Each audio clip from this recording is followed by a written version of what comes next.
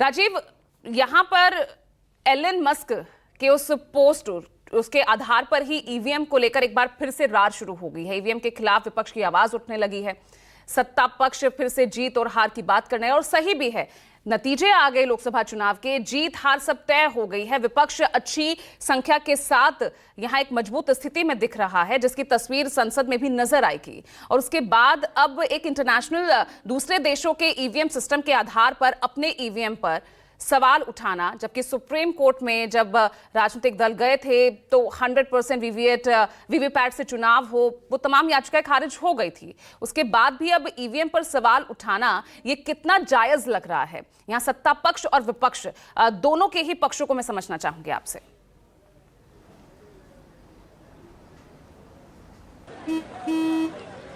चल हो जा शुरू। केसरिया से मन जोगी हुआ रे, दिल झूमे देखो पतवारा हुआ रे, दिल झूमे देखो पतवारा हुआ रे। हर पल मनाओ केसरी त्योहार। विमल, बोलो जुबान केसरी। देखिए पूजा, ईवीएम पर सवाल उठाना कोई गैरवाजिब बात नहीं। सवाल तो लोकतंत्र है, उठाया ही जाएगा। अगर शंका है तो उसका समाधान करने का काम संवैधानिक संस्थाओं को है, उनकी जवाबदेही है। अगर किसी तरह की कोई शंका है तो उसकी जवाबदेही चुनाव आयोग की होती है। और ईवीएम पे सवाल उठाने का हक सबको है और उसके जवाब देने का पूरा अधिकार चुनाव आयोग को है। जहां तक ईवीएम के जिन की बात है, आप याद करिए, इस देश में ईवीएम के लागू होने के बाद सबसे पहले किसी राजनेता ने ईवीएम पर उंगली उठाई थी तो वो खुद भारतीय जनता पार्टी के वरिष्ठ नेता लालकृष्ण आडवाणी थे। 2009 के लोकसभा चुनाव के नतीजे आने के बाद उन्होंने ईवीएम पर सवाल उठाए थे। और विपक्ष में रहने वाले लोग अक्सर ईवीएम पे सवाल उठाते रहते हैं और सत्ता पक्ष उसको नकारता रहता है। भारतीय जनता पार्टी आजकल सत्ता में है तो आज इन दिनों अब वो ईवीएम पर हर उठे सवाल का जवाब वही देते हैं। चुनाव के नतीजे जहां उनके विपरीत आते हैं तो कहते हैं ईवीएम वहां सही काम कर रही थी, और जहां उनके पक्ष में आते हैं तो विपक्ष कहता है कि ये तो मशीन से जीत गए। तो ये होता रहता है, लेकिन मूल सवाल और गंभीर बातें कुछ दूसरी है।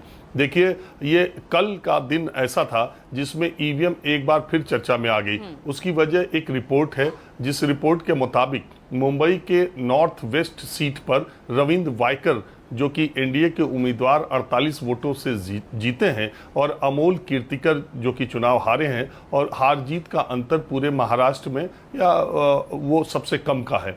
और वहाँ पर एक रिपोर्ट के मुताबिक उनके रिश्तेदार के पास जब काउंटिंग 4 जून को हो रही थी तो उनके रिश्तेदार के पास एक फ़ोन था और कहा यह जा रहा था कि आरोप ये है उनके पास एक मोबाइल था मतगणना स्थल पर, और जिसमें कि ईवीएम को अनलॉक करने के लिए ओटीपी आ रही थी। एक निर्दलीय प्रत्याशी ने जब मोबाइल देखा उनके रिश्तेदार के पास तो उन्होंने शिकायत की। हालांकि जानकारी के मुताबिक उस मामले में एफआईआर दर्ज भी है और मुंबई पुलिस फोरेंसिक जांच की बात भी कह रही है।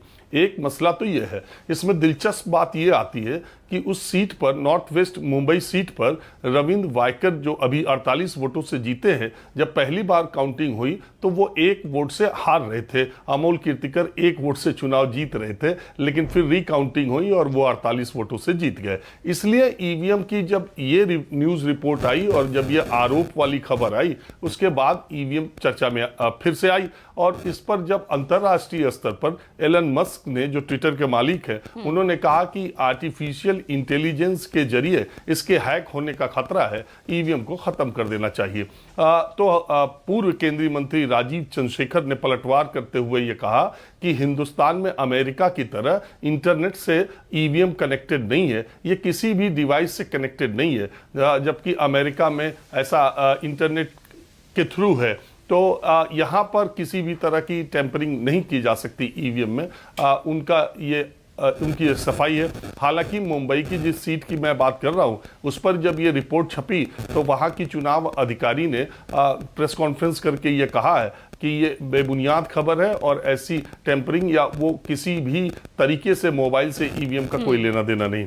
लेकिन बात है कि शंका उठती है। विपक्ष तो हमेशा से ये कह रहा है, और नतीजों को अगर 240 पर भारतीय जनता पार्टी रुक जाती है या उसे 240 मिल भी जाती है तो इससे ईवीएम पर उठे हर सवाल खत्म हो जाते हैं, ऐसा नहीं है। विपक्ष की सीटें बढ़ गई और या विपक्ष कहीं सरकार में आ जा रहा है, ये अंतर और भी कुछ आगे पीछे हो सकता है। और किस आधार पर बहुत बार आप देखें तो ईवीएम में कुछ कुछ गड़बड़ियां आती हैं। हालांकि जब चुनाव आयोग ने, मैं इसको थोड़ा समय ज़्यादा ले रहा हूं क्योंकि तकनीकी मामला है, जब वीवीपैट पहली बार आया था तो चुनाव आयोग ने सरसरी तौर पर जब वीवीपैट इंट्रोड्यूस हुआ तो सिर्फ एक जगह पर ऐसा हुआ कि जो वोटों और वीवीपैट का मिलान नहीं हो पाया, बाकी जगहों पर हुआ है। लेकिन उसके बावजूद भी कई चुनाव से जुड़े अधिकारी इस बात की शंका जता चुके हैं कि ईवीएम के जरिए हेराफेरी हो सकती है। हालांकि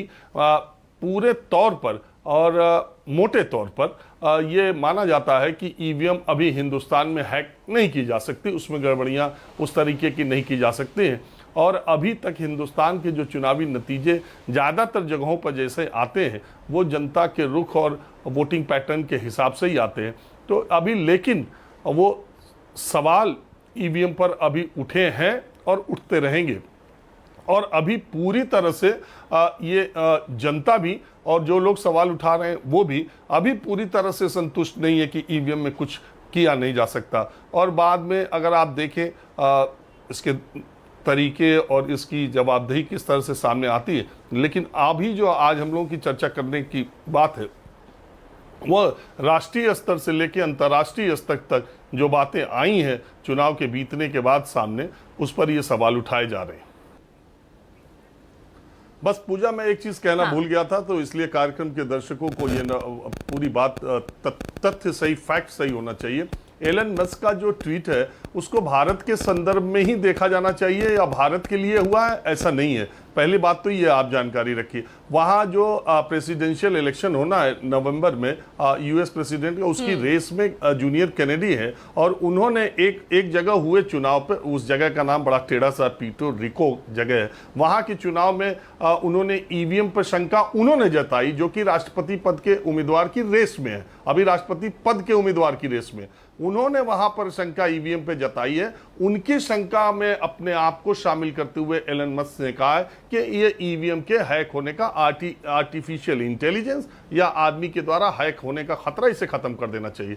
तो हम जब इस चर्चा अभी कर रहे हैं तो ऐसा न लगे कि एलन मस्क ने भारत की ईवीएम मशीनों के बारे में कहा है, वो एक जनरलाइज, वहां अभी खुद वहां जिस तरह का माहौल है अमेरिका में, राष्ट्रपति के चुनाव का पूरी सरगर्मियां 4 महीने के बाद वहां चुनाव होना है, तो इसलिए वहां की के हिसाब से कहा है। लेकिन चूंकि वो ईवीएम की बात है, इसीलिए मैंने कहा कि पूर्व केंद्रीय मंत्री राजीव चंद्रशेखर ने उनका जवाब देते हुए ये कहा कि आप जनरलाइजेशन मत कीजिए, ये जो आप कह रहे हैं वो यूएस में हो सकता है क्योंकि यूएस की ईवीएम मशीन इंटरनेट के जरिए कनेक्टेड हो सकता है, भारत में ऐसा नहीं है, हमारी ईवीएम ब्लूटूथ। तो ये चीज समझ में आना चाहिए, ऐसा न लगे कि एलन मस्क ने भारत के नतीजों और ईवीएम के बारे में कहा है।